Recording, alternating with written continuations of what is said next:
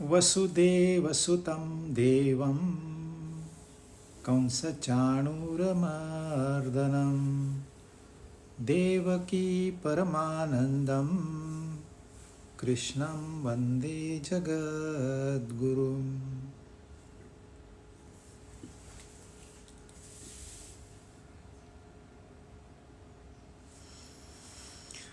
नौवा अध्याय 32वां श्लोक हमने शुरू किया था। माम ही पार्थ व्यपाश्रित्य ये पित्स्युपापयोनयः श्रियो वैश्यास्तथा शूद्राः तेऽपि यान्ति परां गतिम्। पापयोनि, शूद्र, वैश्य और स्त्रियां, ये चार लोग यदि सर्वथा मेरे शरण होते हैं तो वो परम गति को प्राप्त होते हैं। हमने चार वर्ण देखे थे, शूद्र, वैश्य, क्षत्रिय, ब्राह्मण। अभी क्षत्रिय और ब्राह्मण जो अगला 33rd श्लोक है उसमें आएगा। इसमें शूद्र वैश्य है, उनके नीचे जो पाप योनि वाले हैं वो है, और इसके पहले उन्होंने दुराचारी के बारे में बताया था कि दुराचारी भी साधु मानना चाहिए यदि वो अपना मार्ग परमात्मा की तरफ मोड़ लेता है। तो अब यहां वो क्या कह रहे हैं, माम ही पार्थ व्यपाश्रित्य, यानी कि और कोई आश्रय नहीं लेना है। अब मेरा आश्रय वो कह रहे हैं, लेकिन ये हमें समझ में नहीं आता। परंतु हम लोग क्या करते हैं, वो कह रहे हैं मेरे आश्रित हो जाओ, हम क्या करते हैं दूसरों के आश्रित हो जाते हैं। पीढ़ी दर पीढ़ी एक ही गलती हो रही है। भगवत गीता लिखने के समय भी यही समस्या थी, इसलिए उनको ये कहना पड़ा कि मेरे शरण हो जाओ, मेरे आश्रित हो जाओ। उस समय और आज भी वही कह रहे हैं, मेरे आश्रित हो जाओ। हमारे कानों में घुसता ही नहीं है ये शब्द, ये वाक्य। हम दूसरों के आश्रित होते हैं। हमें चाहिए क्या? हमें तो परम सुख चाहिए, लेकिन हम आश्रय किसका लेते हैं? दुखों का लेते हैं। अब जब दुखों का आश्रय लेते हैं तो हमें सुख की प्राप्ति कैसे होगी? समस्या भी है थोड़ी सी कि ये जो दुख है ये दिखने में सुख जैसे दिखते हैं, परंतु हम लोग थोड़ा तो सोचें। देखिए, आपको एक दिन बहुत गुस्सा आ गया, इतना गुस्सा, ऐसे लग रहा था कि मार देगा इसको। चलो, वो गया सामने वाला व्यक्ति, आपने बीपी चेक किया, बीपी बढ़ गया है। क्यों बढ़ गया है? गुस्से की वजह से बढ़ गया है। अब बेचैनी आ गई है, दुख आ गया है, परेशान सा महसूस कर रहा हूं, नींद भी नहीं आई अच्छे से। क्यों मैंने गुस्सा किया? ये सब गुस्से की वजह से, सारा दिन खराब, मेरी रात खराब। गुस्सा नहीं करना चाहिए। समझ आ गई बात? नहीं, क्योंकि 4 दिन के बाद फिर गुस्सा शुरू। चलो भाई, पहली बार छोड़ दिया, दूसरी बार छोड़ दिया, अब तो आपका गुस्सा बंद हो गया? जी नहीं, तीसरी बार गुस्सा, फिर से वही रिटर्न। कितनी बार आप खुद परेशान हो गए हो अपने ही गुस्से की वजह से, फिर भी उसी का सहारा लिए जा रहे हैं। अब क्या करेंगे? वो कह रहे हैं दूसरा किसी का सहारा, न काम का सहारा, न क्रोध का सहारा, न मोह का सहारा, न मद का सहारा, न मात्सर्य का सहारा। ये सब हमको सहारे छोड़ने हैं। और हमको भी समझता है, भगवान ने ही बताना चाहिए, ऐसे नहीं है, हमको भी समझता है, लेकिन वो स्पष्ट कह रहे हैं, हमको स्पष्ट नहीं समझ में आता। वो बता रहे हैं, अब तो उनकी बात तो माननी चाहिए कि नहीं? अपना भी अंतःकरण यही मानता है जो वो कह रहे हैं, पर फिर वही फिसल जाते हैं। हमको ये मिलेगा तो हम खुश हो जाएंगे। आपको पहली बार भी ऐसे ही लगा था? क्या खुश हुए आप? नहीं, मैं शादी करूंगा तो खुश हो जाऊंगा। क्या शादी करने के बाद आप खुश हो गए? नहीं, बच्चे होने के बाद मैं खुश हो जाऊंगा। अच्छा चलो, बच्चे हो गए, खुश हो गए। बड़े होने के बाद खुश हो जाऊंगा, खुश हो गए। नहीं नहीं, मेरी गलती नहीं है, वो मानते ही नहीं है मेरी बात। यही तो कह रहे थे, ये पहले ही आपको बता रहे थे कि आप जिस चीज का सहारा ले रहे हो वहां मैं हूं ही नहीं, वहां आनंद है ही नहीं। आनंद कह रहा है, हमारा स्वरूप जो है वो आनंद स्वरूप है, वही हमसे ही बात कर रहा है, फिर भी हम वही गलतियां दोहरा रहे हैं। यदि वो गलतियां दोहराना बंद कर देंगे तो परम गति को प्राप्त हो जाएंगे। आपको क्या चाहिए?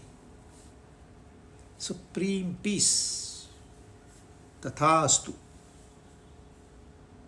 आनंद, ऐसा सुख जो समाप्त ही नहीं हो, तथास्तु।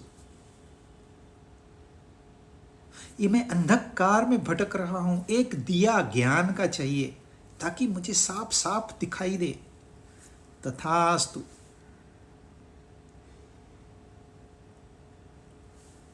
अच्छा, एक मान्यता ऐसी है, जो पाप योनि वाला है या दुराचारी है वो अपने आप को दुराचार से बचा लेगा, दूसरों को तंग नहीं करेगा, पहले वो शूद्र हो जाएगा। शूद्र कौन होता है? जिसमें सेवा भाव होता है, वो शूद्र होता है। जो सेवा भावी होता है उससे सेवा लेनी पड़ती है, उसको नहीं पता सेवा देना है, इतना पता है, कैसे देना है, कब देना, ये उसे नहीं पता। इसके लिए उसे थोड़ा सा गाइड करना पड़ता है, उससे सेवा करवानी पड़ती है, फिर वो ईमानदारी से करेगा। शूद्र बेईमान नहीं है, शूद्र किसी को तंग नहीं करता, किसी को लूटता नहीं है, परंतु वो नहीं जानता कि मुझे क्या करना है, इसलिए उसे दिशा चाहिए। और यदि उस शूद्र, पाप योनि वाले को भी सीधे कांटेक्ट करने की परमिशन है, शूद्र को भी सीधे कांटेक्ट करने की परमिशन, परंतु हम ये मानते हैं पाप योनि से शूद्र, शूद्र से वैश्य, वैश्य भी शूद्र का सुधरा हुआ रूप, वो भी सेवा देता है, लेकिन वो सेवा महत्वपूर्ण सेवा देता है और मुंह बदला लेता है। फिर क्षत्रिय, क्षत्रिय दूसरों की सेवा करता है, दूसरों का भला करता है, चाहता भी है, करता भी है, उसमें हिम्मत है, उसमें ताकत है, वो महाबाहो है, क्योंकि उनकी भलाई में मेरी भलाई है, ये वो जानता है। और फिर उसके बाद ब्राह्मण, जो इन तीनों को गाइड करेगा, और ब्राह्मण के बाद में वो जब ब्राह्मण शरण जाएगा तो उसको परम गति प्राप्त होगी। ब्राह्मण को आसानी से होता है, शूद्रों को ज्यादा मेहनत करनी पड़ती है। यह क्रम हमको पता है, सर्वसाधारण यही मान्यता है, परंतु यहां वो अलग कह रहे हैं। वहां ये कह रहे हैं आप भले शूद्र हो, आप छोड़ो इन झंझटों से, अरे कब वैश्य बनेंगे, जन्म निकल जाएगा, कब क्षत्रिय बनेंगे और 4 जन्म निकल जाएंगे, कब ब्राह्मण बनेंगे और 10 जन्म, क्यों इंतजार करते, आ जाओ सीधा मेरे पास। कई शूद्र महान संत हो गए हैं इस देश में, हमारे सामने कितने उदाहरण हैं। 1-2 होते तो हम चलो ठीक भी कर लेते हैं। यहाँ महाराष्ट्र में तो हर जाति में एक महात्मा हो गया है, हर जाति में, इवन वेश्याओं में। आप सीधे कांटेक्ट कर लीजिए ना, मैं तो उपलब्ध हूं आपके लिए, लेकिन आप दूसरे का सहारा लेते हो, उसको मैं क्या करूं? फिर भटकते रहो। आपको भटकना अच्छा लगता है। लोगों की दुखों के साथ गहरी दोस्ती हो जाती है। ये लोग समदुखी लोग अपने ग्रुप्स बना लेते हैं। 8 बजे फोन करेंगे, बस 8 बजे का इंतजार रहता है। अरे 10 मिनट कम है, अरे और 5 मिनट है, अरे अभी और 4 मिनट है। फिर 10 सेकंड कम होते हैं तो पहले ही फोन लगा देते हैं। अरे 8 बजे 10 सेकंड तो तू पेशेंस रख, नहीं फोन लगा देंगे। सब लोग हंसेंगे, सब लोग कैसे है, क्या है, तुझे मालूम है आज क्या हो गया? नहीं मालूम। टीवी ऑन करेंगे, फिर जो न्यूज आएगी ना, ये ऐसे ऐसे हो गया, तुझे पता है? गया घंटा।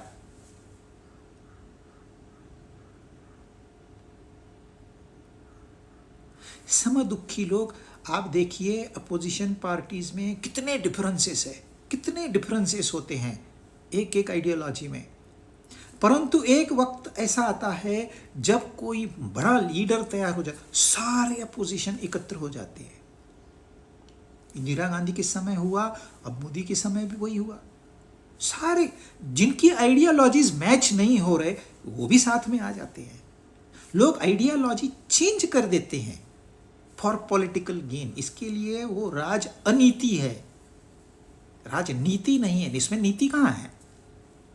तो ये आसुरी प्रवृत्ति वाले, राक्षसी प्रवृत्ति वाले लोग जल्दी इकट्ठा हो जाते हैं, क्योंकि उनमें कॉमन फैक्टर है, वो समदुखी है और उनकी दुख से इतनी गहरी दोस्ती हो गई उनको पता ही नहीं चलता हम दुखी हैं।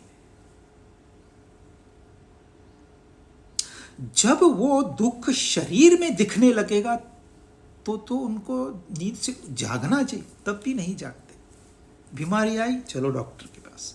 क्यों आई ये भी तो सोचो, कुछ तो हमने गलती की है।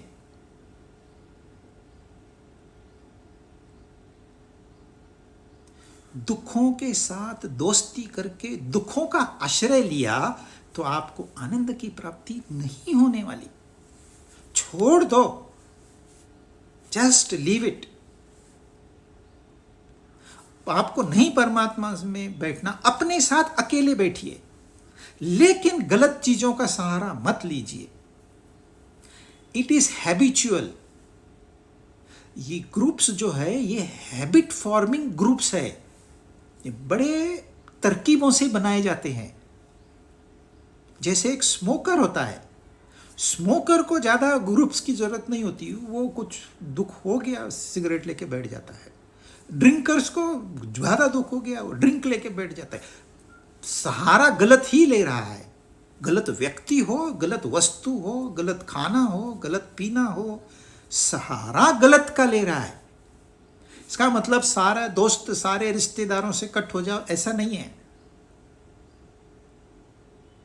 आप जुड़े रहिए, लेकिन कहीं तो एक ऑब्जेक्टिविटी चाहिए। हाँ, उनको भी खुशी चाहिए, 4 अच्छी बातें उनसे भी कर लीजिए, परंतु एक मर्यादा। सुबह फोन, दोपहर फोन, शाम को फोन। सुबह ग्रुप में चर्चा, दोपहर को ग्रुप वही चर्चा, शाम को वही चर्चा। 6 से 8 घंटे इंडियन इंसान आज मोबाइल पे है, screen time. How much time are we? थोड़ा सा समय यहाँ दे, तो थोड़ा कितना है? हफ्ते में एक सत्संग बताते हैं, वो भी 1 घंटे का। इतना तो समय दो, वो भी नहीं है। अब आप गलत सहारा लिए बैठे हो, फ्री में अवेलेबल है। ये जो सही सहारा है फ्री में अवेलेबल है। एक क्लास की कीमत कम से कम 1 लाख रुपए होनी चाहिए, पर फ्री में अवेलेबल, लेकिन नहीं। और वो कह रहे हैं, they are reminding every now and then. तो आप शूद्र हो या वैश्य हो या स्त्री हो, कोई भी हो, पाप योनि वालों को भी उन्होंने इंक्लूड किया है। दुराचारी के ऊपर तो 2 श्लोक, वो तो बड़े प्रिय है भगवान को।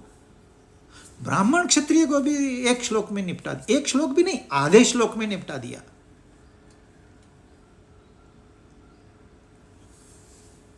अब स्त्रियां क्यों कहा उन्होंने? सिंपल सी बात है, जब आपको दुराचारी कहेंगे तो आपके सामने कौन आएगा? एक पुरुष ही आएगा।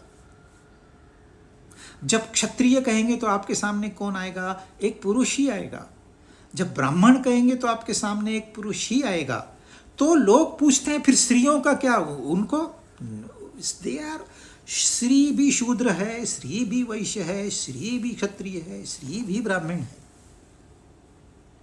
तो सारी भेदभाव मिटाना है और कुछ नहीं है उनका। तो ये प्रयत्न, ये भेदभाव मिटा दो तो आप सही आश्रय पे आ जाओगे। आज भेद की वजह से सारी समस्याएं हैं, तू और मैं तू। तो स्त्रियों में पुरुष में भेद क्या है? आध्यात्मिक दृष्टि से कोई भेद नहीं है,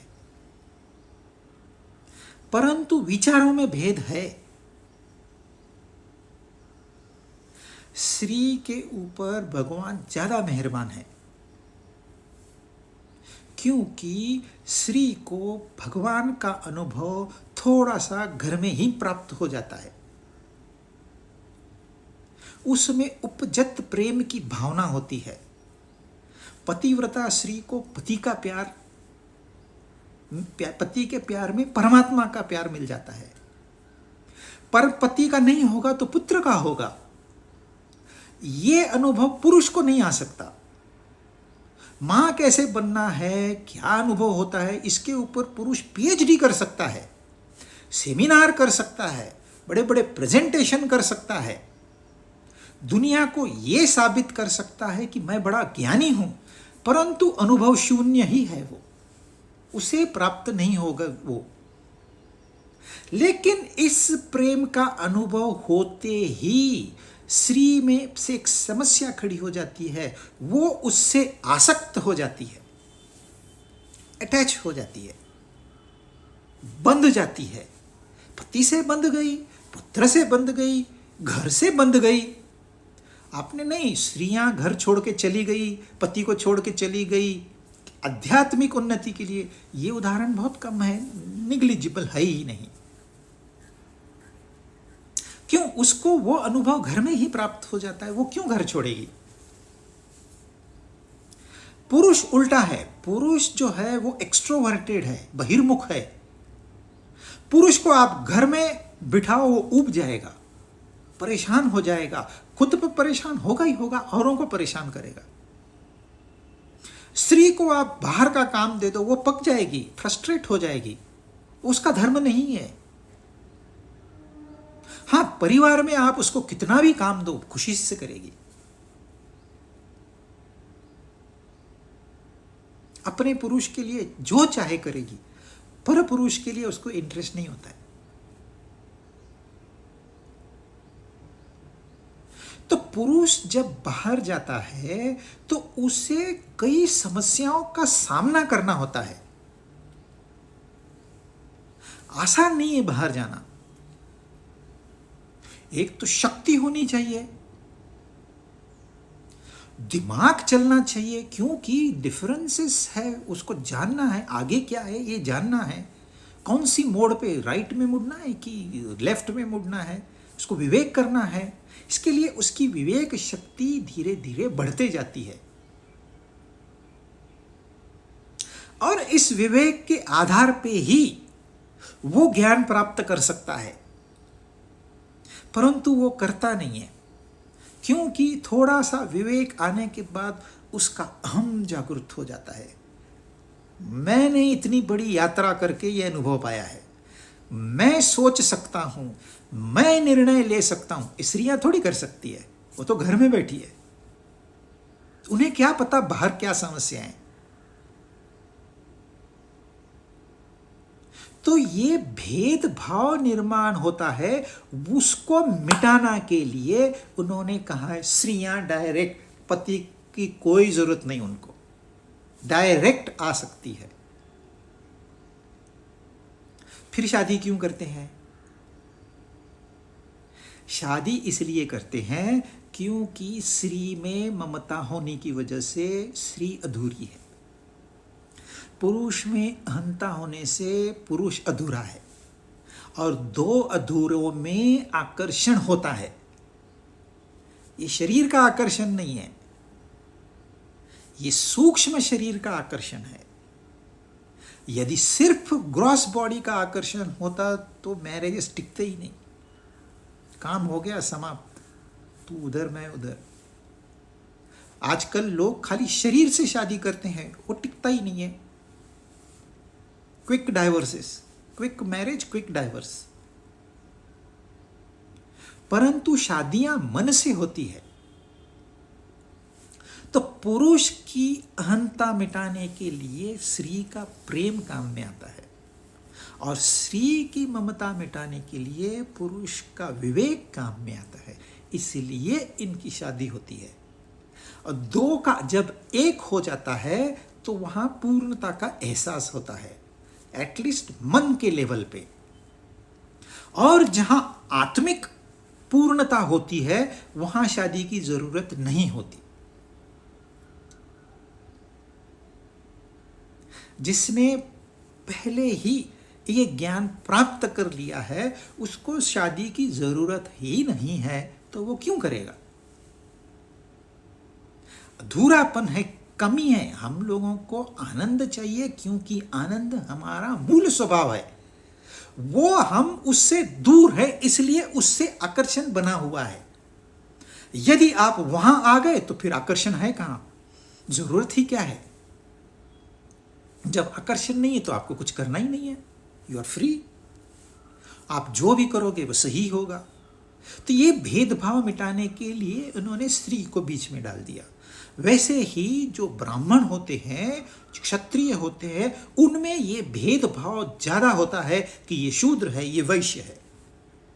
अरे ये तो बिजनेसमैन है, इसको क्या अध्यात्म की अक्ल? कभी इसका तो सारा ध्यान पैसे में है, ये नहीं कर सकता।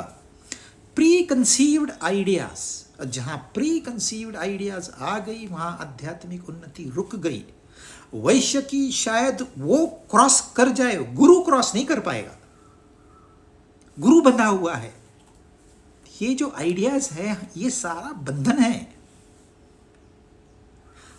परमात्मा स्वयं कह रहे हैं आप शूद्र हो कि वैश्य हो, पाप योनि वाले सीधे मेरे पास आ सकते हैं। तो फिर काहे का भेदभाव? क्यों हमने ये डिमार्केशन कर दिया है? इस डिमार्केशन ने इस देश का सत्यानाश कर दिया। उल्लू लोग आके यहां पर राज कर सके।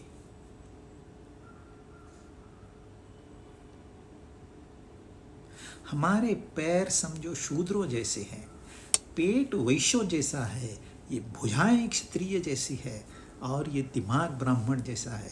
तो क्या आप पैर काट के बैठोगे? ये शूद्र है, इसको काट दो। क्या पेट काट के फेंक दोगे? ये तो वैश्य है। भेदभाव करोगे तो बड़ी सजा मिलेगी। अरे कहां अध्यात्म? ये तो बहुत दूर है। पहले भेदभाव तो मिटाओ। सब एक है, हर एक को एक काम दिया गया है, वो सेवा करेगा। ये ट्रेड करेगा, यहां की वस्तु वहां पहुंचाएगा, वहां की वस्तु, क्योंकि एक जगह एक उत्पादन होता है, दूसरी जगह दूसरी चीज का उत्पादन होता है, तीसरी जगह तीसरी चीज का उत्पन्न होता है। लेकिन ये सारी चीजें सही समय पर सारी जगह पे पहुंचानी है, कौन करेगा? वैश्य की सेवा कौन कर सकता है? और नहीं करेगा तो ब्राह्मण भोजन ही नहीं कर पाएगा। तो सबका एक अनन्य साधारण महत्व है इस सृष्टि में। ये सृष्टि ऐसे कैजुअली नहीं बनी आप जैसे समझते हो, बाय चांस हम पैदा हो गए। जी नहीं, it has been design very systematically. तो ये भेदभाव नहीं है, जो जहां है वो वहां सूटेबल है, डायरेक्टली कनेक्शन कर सकता है। ये 32वां श्लोक। 33 में अभी जो 2 बच गए, ब्राह्मण और क्षत्रिय। किम पुनर्ब्राह्मणा पुण्या भक्ता राजर्षयस्तथा अनित्यम असुखम लोकम इमं प्राप्य भजस्व माम। 33rd श्लोक। इसमें एक लाइन में उन्होंने ब्राह्मण और क्षत्रिय इनकी भाषा कर दी। क्षत्रिय को यहां राज ऋषि कहा है। मतलब वो राजा भी है और ऋषि भी है एक ही बार में। जैसे राजा जनक, जैसे राजा दशरथ, वो राजा भी है और ऋषि भी है। उनको राजपाठ में भी समझता है, उनको व्यवहार समझता है, उनको राजनीति समझती है, परंतु उनका सारा ध्यान परमात्मा में लगा हुआ है।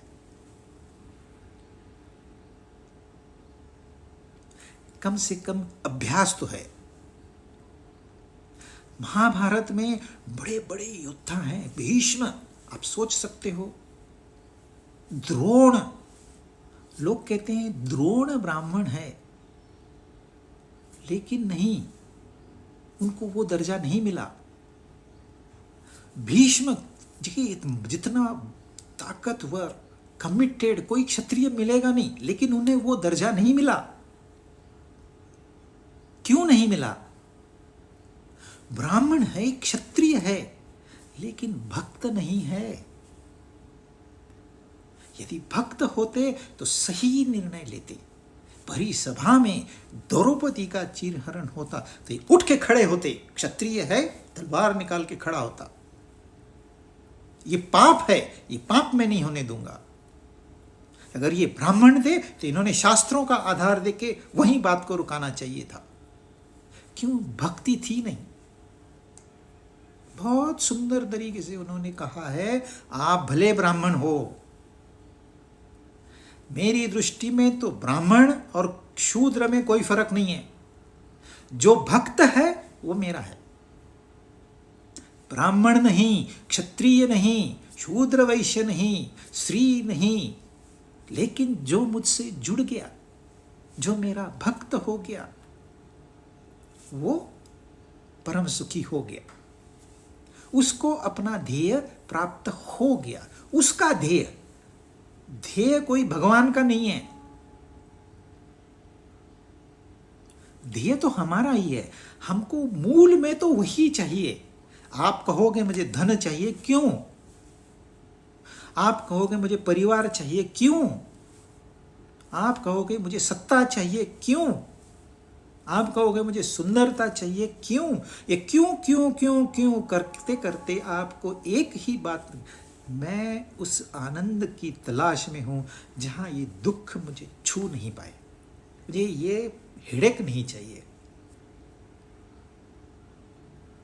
आप देखिए, यंगस्टर्स एकदम टॉप पे चले जाते हैं, फिल्मों में हो या क्रिकेट में हो, फिर उनका क्या होता है? कितना सुखी रहते हैं वो लेटर पार्ट ऑफ लाइफ। भूत में जीना ये बुढ़ापन की, बूढ़े लोगों की निशानी है, बुढ़ापे की निशानी है। जो भूत में जीता है मतलब वो बूढ़ा है। जो भविष्य में जीता है वो नौजवान है, और जिसको भूत भी नहीं, भविष्य भी नहीं, वो बच्चा है, वो खुश है। तो ये लोग पास्ट में जीते हैं। पास्ट में जीने वाले को परेशानी के सिवा कुछ नहीं मिलता। ग्लोरियस डेज पास्ट में है, फ्यूचर तो है ही नहीं। अब क्या उम्र हो गई, अब फ्यूचर क्या करेंगे? इसलिए वो कहते हैं यह जो लोक है, यह जो संसार जो है, हमारी दृष्टि से यह शरीर जो है ये अनित्य है और इसमें सुख नहीं है। अनित्य, असुख, इससे तू उम्मीद लगाए बैठा है, अपना समय बर्बाद कर रहा है। जो चीज जहां ढूंढनी चाहिए वहीं ढूंढनी चाहिए, जहां वो है वहीं ढूंढनी चाहिए। हम जो चाहिए वो उसको कहां ढूंढते हैं? जहां पर वो नहीं है। अच्छा, वहां नहीं है ये तो ठीक है, वो अनित्य है, वो परमानेंट नहीं है। आपका समय निकल जा रहा है। हम जी नहीं रहे, हम मर रहे हैं। पल पल, एक एक दिन।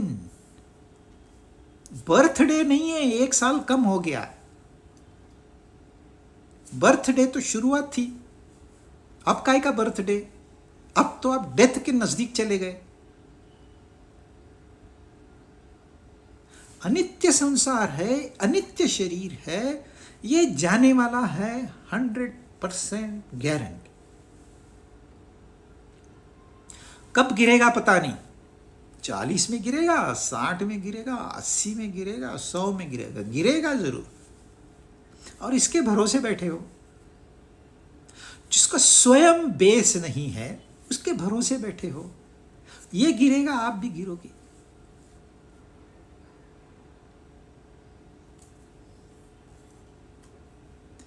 यह संसार, ये दो शब्द है इस संसार से, ये अनित्य है, ये असुखम। ब्राह्मण, पुण्य ब्राह्मण कहा है उन्होंने, ऑर्डिनरी ब्राह्मण नहीं, पुण्य ब्राह्मण, होली ब्राह्मण। पुण्य कमाया है इसलिए तो वो ब्राह्मण है। वहां जो था पाप योनि वाला, वो अपने साथ पूर्व जन्म के पाप लेके आया है, और ये जो ब्राह्मण है ये पूर्व जन्म के पुण्य लेके आया है। देखिए, मतलब पैदाइशी ब्राह्मण है वो। ब्राह्मण कर्मों से होता है, जन्म से नहीं। इसलिए हमने पहले लास्ट इसमें चारों वर्णों की व्याख्या की थी। आज शूद्र है, कल वही इंसान ब्राह्मण हो सकता है। कई उदाहरण मौजूद है। कहानियां बनाते बैठेंगे तो फिर भगवत गीता पीछे रह जाएगी।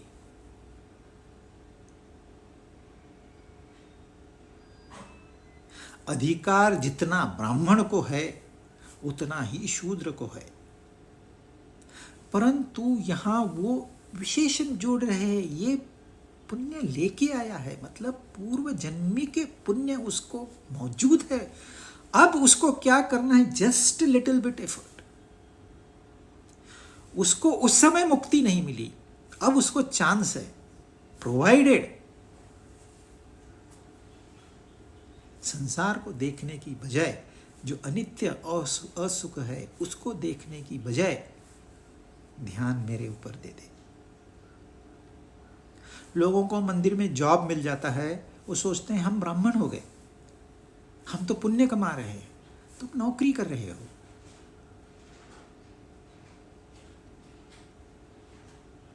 थोड़ा सा बाल बढ़ा लिए या बाल काट दिए, गंध लगा दिया, माला पहन ली, रोब्स बदल लिए, उनको लगता है हम ब्राह्मण हो गए।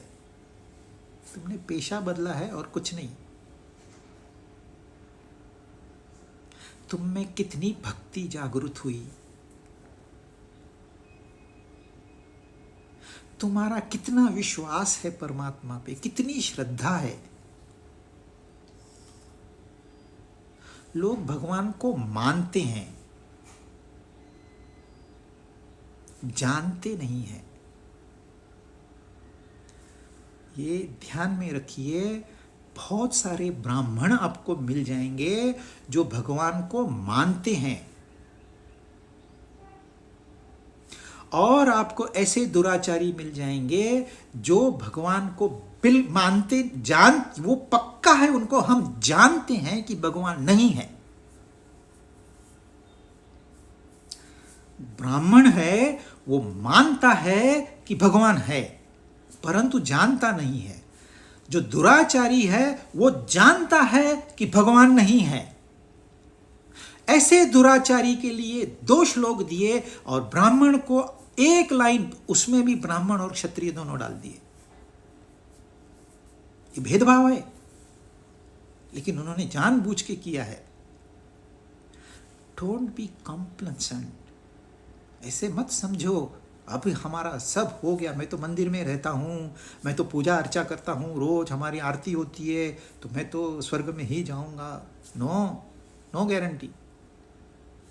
दुराचारी यदि जस्ट उसको एक हिंट मिल जाए, जैसे वाल्मीकि को मिली, जैसे उंगली माल को मिली, एक खाली हिंट मिल जाए, वो सीधे परमात्मा से जुड़ जाएगा।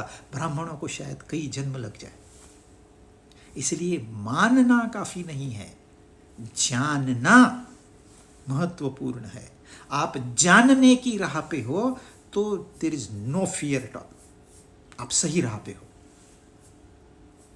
और यहाँ भगवत गीता यहाँ हम लोग भक्ति पे चर्चा कर रहे हैं, लेकिन कितनी गहन चर्चा है। हमको लगता है भक्ति क्या है, माला पहन ली, फूल चढ़ाए, जल चढ़ाया, पत्र पुष्प चढ़ाए, हो गई भक्ति। ये भारी दिखावा है, ये अनित्य असुख लोकम उसका हिस्सा है। जो साधना होती है वो अंदर होती है, किसी को दिखाई नहीं देती। It is a very private affair. आपको कभी पता नहीं चलेगा ये इंसान साधना कर रहा है या इसकी साधना पूरी हो चुकी है, कभी नहीं पता चलेगा। लेकिन जिनको दिखावा करना है, जिनको नाम चाहिए, जिनको धन चाहिए, जिनको इज्जत चाहिए, वो दिखावा करते हैं। जो दिखावा करते हैं वो होते नहीं है। होते तो दिखावा क्यों करते? राजऋषि होने के बावजूद क्या वो भक्त है?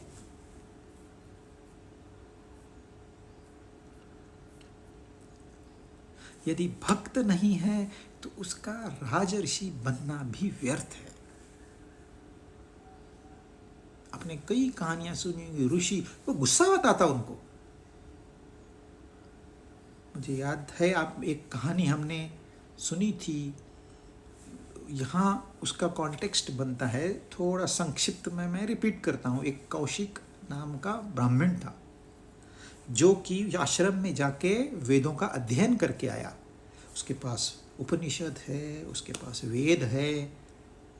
घर में आया, सारा स्टडी, घर में उसका मन नहीं लगता है। बूढ़े माँ बाप है, उनकी सेवा करो, ये क्या संसार में मुझे फंसना है? मुझे संसार में नहीं फंसना बाबा, मैं तो सन्यासी बनना चाहता हूँ। एक रात को उठा, अपनी किताबें लेके दूसरी गांव चला गया और अब सेल्फ डिक्लेयर्ड मैं अभी सन्यासी हूँ। एक पेड़ के नीचे झोपड़ी बनाई, रहने लगा। रोज सुबह 4 बजे उठेगा, ठंडे पानी से नहाएगा, अपनी किताब खोल के बैठेगा, अभ्यास करेगा, फिर जाके भिक्षा मांगेगा किसी अच्छे घर में, उसको मिल। और उस समय ट्रेडिशन ऐसी थी, कोई सन्यासी आ जाए तो उसको पहले सर्व करना है। तो वो तो कोई बड़ी डिफ़िकल्ट बात नहीं थी उसके लिए, खाना भोजन का व्यवस्था करना। भोजन की व्यवस्था उसकी हो। दिन कट रहे। एक दिन एक पक्षिणी ने कचरा उसके किताब पे गिराया। उसको बड़ा गुस्सा आ गया। अरे मैं सन्यासी हूँ, इतना बड़ा मैं अभ्यासक हूँ, और ये पक्षिणी यहाँ कचरा कर रही है। उसने पक्षिणी को देखा, देखते ही वो नीचे गिर गई और मर गई। साफ सफाई की उसने, गया माधुकरी लेने, भिक्षान देही आवाज लगाई। बड़ा प्रसन्न लोगों का घर था। अंदर से आवाज आई, रुकिए ब्राह्मण, लेके आती हूँ। वो स्त्री ने आवाज लगाई, लेकिन उसी समय उसका पति भी आ गया। उसका पति का शेड्यूल कुछ लेट था, उस दिन वो जल्दी आ गया क्योंकि उसको दोपहर में काम था कुछ। जल्दी आ गया तो फिर ये सन्यासी का भोजन छोड़ के पहले उसने पति की सेवा की, क्योंकि वो तो पतिव्रता स्त्री थी, तो पति की सेवा तो प्रथम होगी उसके लिए। तो उसने, वो तो ये मानती थी कि ये मैं तो परमेश्वर की सेवा कर रही हूँ, कर पति की सेवा रही है, लेकिन वो मानती है मैं परमेश्वर की सेवा कर रही हूँ। तो वो ये ब्राह्मण सन्यासी बाहर खड़ा है, 5 मिनट हो गए, 10 मिनट हो गए, 15 मिनट हो गए, आधा घंटा हो गया, क्या है, मुझे रोक के रखा है उसने, जानती नहीं मैं कौन हूं। पर बोला ठीक है, अभी रुकते हैं थोड़ी देर। फिर उसके पति का खाना हो गया, उसका विश्राम हो गया, वो चला गया। फिर उसके बाद में उसने भोजन बनाया और लेके आई। अभी 1 घंटा लेट। इसको तो इसके पेशेंस समाप्त हो रहे थे, तो इसने गुस्से से निहारा तो बोलती है, ए तू ऐसे मत देख मेरी तरफ, मैं कोई पक्षिणी नहीं हूं जो नीचे गिर के मर जाऊं। इसको बड़ा आश्चर्य लगा, ये कैसे जानती है? इस घटना को तो सिर्फ मैं जानता हूं, इसको कैसे मालूम? तो ये पूछता है, 2-4 सवालों का वो जवाब देती है, ये तो मैंने सेवा से ज्ञान प्राप्त किया है, मेरा धर्म सेवा है, कर्मयोगी है वो, उससे उसने ज्ञान प्राप्ति कर ली, उससे वो जुड़ गई है परमात्मा से। परंतु इसके सवाल कि उसको पता चल गया ये तो अहंकार है, मैं तो अच्छे घर की स्त्री हूँ, मेरी बात ये मानेगा नहीं, इसको और कोई नीचे वाले आदमी के पास भेजो। तो उसको कहती है तू ऐसे कर, मिथिला नगरी में जा, वहाँ एक व्याध है, वो तुझे बाकी के सवालों के जवाब देगा। बोलता है मैं सन्यासी, मैं ब्राह्मण, और वो शूद्र मुझे ज्ञान देगा। लेकिन फिर सोचता है चलो अभी इसने तो मुझे सरप्राइज दिया है, और क्या है, what is in store, let me check. तो वो जाता है मिथिला नगरी। जैसे मिथिला नगरी वो एंटर करता है, उसको एकदम प्रसन्नता महसूस होती है। वो एक आदमी को पूछता है भाई इस व्याध के पास मुझे जाना है। वो बोलता है चलो महाराज। वो बाकी सवाल नहीं पूछता, आप कौन है, कहाँ से आए, कुछ नहीं, उसको सीधे हाथ पकड़ के सीधे व्याध के दुकान के सामने ले जाता है। वो व्याध मांस काट रहा है, बेच रहा है। एक शूद्र काम है, कितना फालतू काम है। लेकिन वो व्याध जो है वो देखता है ब्राह्मण खड़ा है, वो तुरंत हाथ साफ करके दुकान से उतर के नीचे आता है, महाराज नमस्कार, वेलकम, कैसे आना हुआ। जानता है वो ये ब्राह्मण मेरे पास क्यों आया है, ये जानता है। फिर इसको बिठाता है, अपना सब व्यवहार समाप्त करता है, फिर इसको घर ले जाता है, घर में बाहर बिठाता है, बोलता है तू बैठ, मैं जरा काम करके आता हूँ। फिर अंदर जाता है, बूढ़े माँ बाप की सेवा करता है, उनको नहलाता है, उनको खिलाता है, उनको अच्छे कपड़े पहनाता है, फिर आके बाहर बैठता है। तो यहाँ भी उसको ऐसे इंतजार करना पड़ा। परंतु फिर उस व्याध ने जो ज्ञान इसको दिया, ये व्याध है लेकिन शाकाहारी है, इस सेवा से इसने भी ज्ञान प्राप्ति कर ली है। तो व्याध ने जो बताया उसको कहते हैं व्याध गीता। कहाँ व्याध, कहाँ श्री, कहाँ परमात्मा से जुड़ना उनका, और कहाँ ये ब्राह्मण सन्यासी, कितना उसका अहंकार, ज्ञान का अहंकार सबसे डेंजरस होता है। पद का है चलो आज नहीं तो कल पद छूट जाएगा, धन का है धन छूट जाएगा, लेकिन ज्ञान नहीं छूटेगा।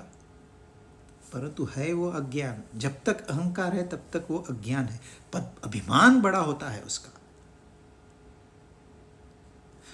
तो ये क्षूद्र और श्री अगर चाहे सीधे जुड़ सकते हैं, लेकिन ब्राह्मण अगर नहीं चाहेगा तो नहीं जुड़ेगा।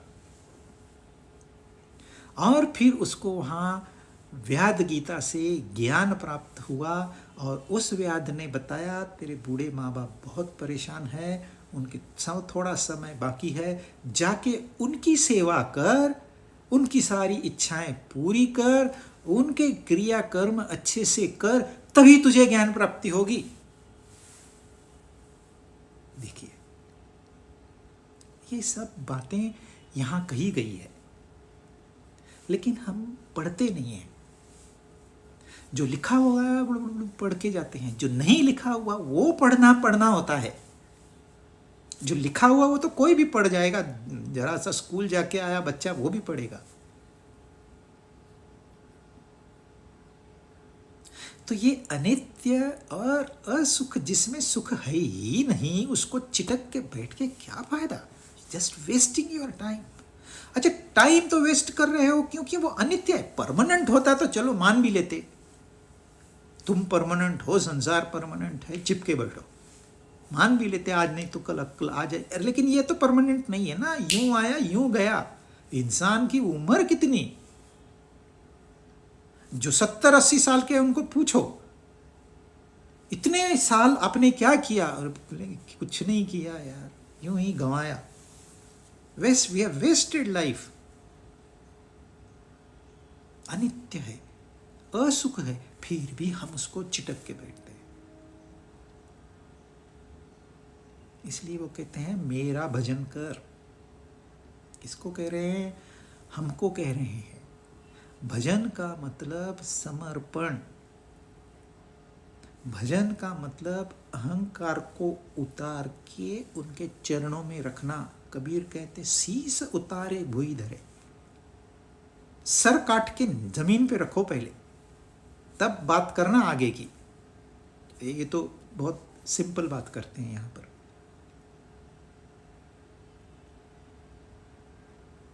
भजन करना मतलब अपना कुछ है ही नहीं।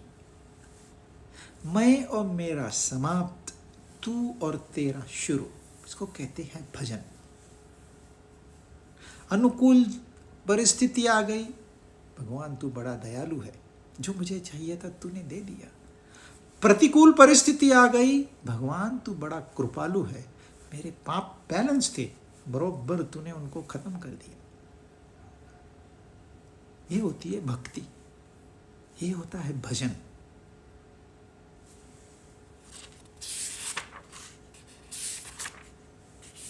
चौतीस, मन मना भव मत भक्तः मद्याजी माम नमस्कुरु, मामे वैश्यसि युक्तैवम् आत्मानं मत्परायणः। मेरा भक्त हो जा, मन मुझ में समर्पित कर दे, सारा कुछ मुझे अर्पण कर दे, मुझे नमस्कार कर। इस प्रकार अपने आप को मेरे साथ लगाकर मेरे परायण हुआ तू मुझे ही प्राप्त होगा। मतलब तुझे वही आनंद प्राप्त होगा जो होना चाहिए, तुझे वही शांति का अनुभव आएगा जो आना चाहिए, जिसकी हमें तलाश है। क्योंकि कहीं न कहीं हम जानते हैं ये आनंद, ये शांति हम जानते, ऐसे नहीं हम नहीं जानते। नहीं जानते तो फिर तो झंझट में पड़ते ही नहीं। एक इंग्लिश मूवी है हैप्पीनेस, उसका कंक्लूजन ये है कि happiness is only for chase, not for realisation. पूरी मूवी में वो इंसान दौड़ रहा है, दौड़ रहा है, क्यों दौड़ रहा है? कहीं तो उसको पता है ना कि हैप्पीनेस भी होता है, कुछ तो ज्ञान है, उसको प्राप्त नहीं हुआ, क्योंकि वो तो अनित्य और असुख जहां है वहां दौड़ रहा है। सुई तो घर में गिर गई है, ढूंढ रहा है रास्ते पे, मिलेगी कैसे? मिलेगा कैसा? तू गलत जगह पे है। उसका कंक्लूजन उसका अनुभव के मुताबिक है, सही गलत हम नहीं कह सकते। उसका जो अनुभव है कि happiness is only for chase. आप दौड़ते रहो, दौड़ते रहो, दौड़ते रहो, गलत जगह पे आप दौड़ोगे, सही जगह पे स्थिर हो जाओगे। वह स्थिरता महत्वपूर्ण है, और स्थिरता हमें पता है। कहीं न कहीं वो अंश हमें दिखाई देता है, लेकिन हम उसको इग्नोर करते हैं, क्योंकि चकाचौंध सामने क्या संसार है। आंखें खोलो, क्या रंग, क्या रूप, क्या शब्द, क्या सुगंध, क्या खाना, कितने रस है उसमें। मीठा है, खट्टा है, खारा है। इनकी वजह से जहां ध्यान देना चाहिए वहां ध्यान नहीं देते, इसलिए वो कहते हैं मेरे परायण हो जा, एक ही ध्येय रख, क्यों 100 चीजों के पीछे भाग रहा है? एक ध्येय रख, तुझे डेफिनेटली क्या चाहिए, सोच। अंतःकरण से मेरा हो जा। हम कहते हैं ना, जो भी करना है अंतःकरण से करो। यहां वो कह रहे हैं अंतःकरण से तू मेरा हो जा। अंतःकरण क्या होता है? जैसे बहिर्करण है, हमारी जो आंखें हैं ये भी हमारा करण है, लेकिन वो तो बाहर देखेगी, आंख कभी अंदर नहीं देख पाएगी, वो सिर्फ बाहर देखेगी। एक उपकरण है हमारे पास, पेन है। पेन क्या करेगा? वो खाली लिखेगा। अगर हाथ नहीं है तो नहीं लिखेगा। तो हाथ जो है ये बहिर्करण है, बाहर का करण है। वैसे ही हमारे अंदर 4 प्रकार के करण हैं, उन चारों को मिला के अंतःकरण कहते हैं। मन, बुद्धि, चित्त, अहंकार।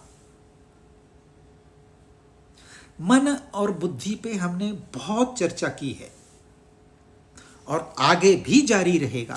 भक्ति और ज्ञान ये तो दो मुख्य आधार है गीता के। लेकिन माम नमस्कुरु, मुझे नमस्कार कर, कितनी बार हम झुकते हैं, नमस्कार करते हैं अपने आप को, बाहर नहीं, अपने आप को। हमारे यहाँ कितने मंदिर है, अनगिनत मंदिर है यहाँ पर। कितने मंदिर तो तोड़े जा चुके हैं, गिराए जा चुके हैं। क्या मकसद है इन मंदिरों का? क्या हम वहाँ वो कुछ सेंसर लगा के बैठा है भगवान, कौन आया कौन गया, कितनी बार आया कितनी बार गया, इसका हिसाब रखो? क्या भगवान हिसाब रखता है? क्या वह पत्थर की मूर्ति हमें कोई संदेश देती है? वो तो बोल भी नहीं पाती। तो फिर क्यों जाते हैं हम मंदिर? हम मंदिर सिर्फ एक कारण से जाते हैं कि हमारा सर झुके। ये झुकने की प्रैक्टिस है। ये झुकना हमें आखिरी में काम में आएगा। इंसान झुकना भूल गया है, उसका अहंकार इतना तगड़ा हो गया है, उसको ले डूब रहा है, पर उसको समझ में नहीं आती बात। तो इसको थोड़ा हमने हैंडल करना है। उसके लिए हमको सहायता दी गई है मंदिरों की। आके पहले नमन करो। सवाल आप पूछ सकते हो, ये पत्थर की मूर्ति को मैं क्यों नमस्कार करूं? सवाल आप पूछ सकते हो। तो इसमें ये पत्थर की मूर्ति यह महत्वपूर्ण नहीं है। महत्वपूर्ण है आप वहां क्या देखते हो। थ्योरेटिकली तो वहां भी परमात्मा है, यहां भी परमात्मा है, हर जर्रे जर्रे में परमात्मा है, ये सच्चाई है। परंतु वहां मूर्ति में आप क्या देखते हो और आपकी क्या रिएक्शन है? कोई उसका वीडियो निकाल के पोस्ट नहीं करना। सिर्फ ये प्रैक्टिस है। बस सिर झुकाओ, सिर झुकाओ, सिर झुकाओ। धीरे धीरे हमको एक बार वो आदत हो गई तो जहां झुकना है वहां अहंकार खड़ा ही हो ही नहीं पाएगा, अपने आप क्रिया हो जाएगी। उस क्रिया को आसान करने के लिए मंदिर बनाए गए हैं। और सिर्फ एक हिंदुओं के, सबके मंदिर जो बने हैं इसी मकसद से बने हैं कि भाई झुक जाओ, अपनी हैट बाहर रख के आओ, अपना ईगो बाहर रख के आओ। माम नमस्कुरु।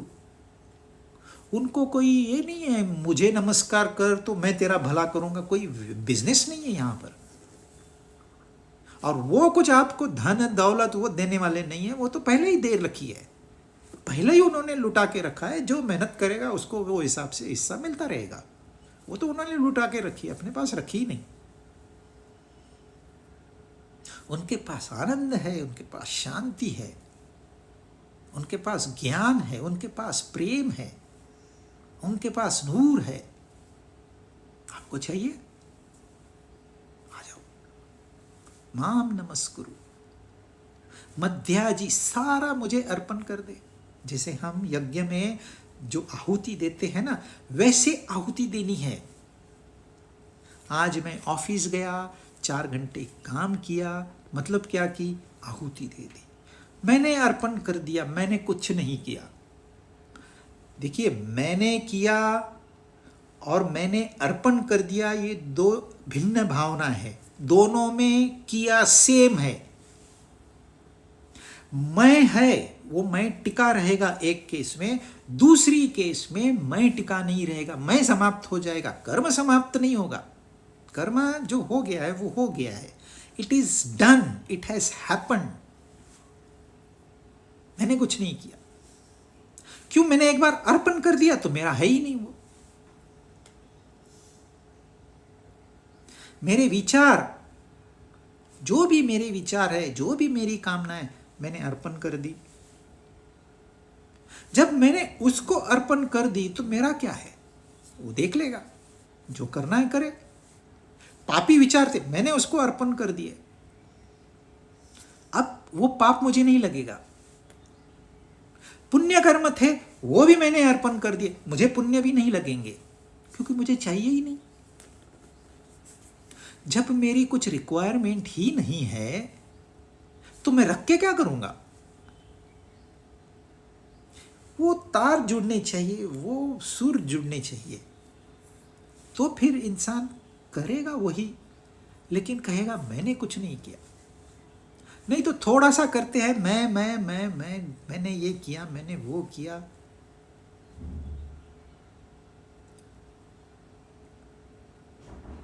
सारा मुझे अर्पण कर दे, मत्याजी। मन को मेरे में लगा दे। मन कहाँ लगता है? मेरे में लगता ही नहीं है। अरे अपने आप में लगा दो, अपनी आत्मा में लगा दो, नहीं लगेगा। जब तक आप निर्णय नहीं लोगे, स्वयं निर्णय नहीं लोगे, तब तक मन भटकता रहेगा। बुद्धि भी सेम। बुद्धि कोई बहुत बड़ी कारीगर नहीं है, वो भी संसार से ही जुड़ी हुई है। तो ये दोनों धोखा दे जाएंगे आपको, मन और बुद्धि। तो बुद्धि में बाकी विचार आते हैं ना, उसमें ये एक विचार डाल दीजिए, समाप्त। अपने आप शुद्धि आ जाएगी। ये एक विचार सारे विचारों को खा जाएगा। जब ये एक विचार हमने मन में डाल दिया, बुद्धि में डाल दिया, हम भक्त हो गए। बहुत हाईटेक नॉलेज नहीं है। समस्या ये है, हमको जो चीज आंखों से दिखती है हम उसके ऊपर ही विश्वास करते हैं। अब देखिए कितनी 7 बार उन्होंने मां कहा है, मैं, और पीछे के 25 श्लोकों में उन्होंने मां कहा है, मतलब 34 श्लोक है, 34 बार मैं किया है कृष्ण भगवान ने। मैं क्यों? इसमें एक रहस्य है, इसलिए इसको कहा गया है राजगुह्य। इस रहस्य का उलगड़ा होगा नेक्स्ट जो अध्याय है 10वां, उसमें 10वां अध्याय सिर्फ मैं क्या है एक्सप्लेन करता है। पहले तात्विक दृष्टि से करेगा और फिर भौतिक दृष्टि से करेगा, और बीच में 7 श्लोक अर्जुन उसकी इतनी तारीफ करेगा, इतनी तारीफ करेगा कि जिसकी मर्यादा नहीं है। 7 श्लोक अर्जुन के हैं, क्योंकि ये 90वें अध्याय में अर्जुन चुप बैठा। तो हम इस मैं को अच्छी तरह से समझेंगे, लेकिन इस क्लास में नहीं, अगले क्लास में। अभी हमारा यहाँ 9वां अध्याय समाप्त होता है। ओम तत्सत इति श्रीमद्भगवद्गीतासूपनिषत्सु धर्म ब्रह्म विद्यायाम योगशास्त्रे श्रीकृष्णार्जुन संवादे राजविद्या राजगुह्य योगो नाम 9मोऽध्यायः। हम ट्रेडिशन है, पहला श्लोक पढ़ते हैं, हमारा ये अध्याय समाप्त नहीं हुआ है। श्री भगवान उवाच इदं तु ते गुह्यतमं प्रवक्ष्याम्यन्नसूयवे ज्ञानं विज्ञानसहितं यज्ञात्वा मोक्षसे शुभात्। नेक्स्ट टाइम मिलेंगे।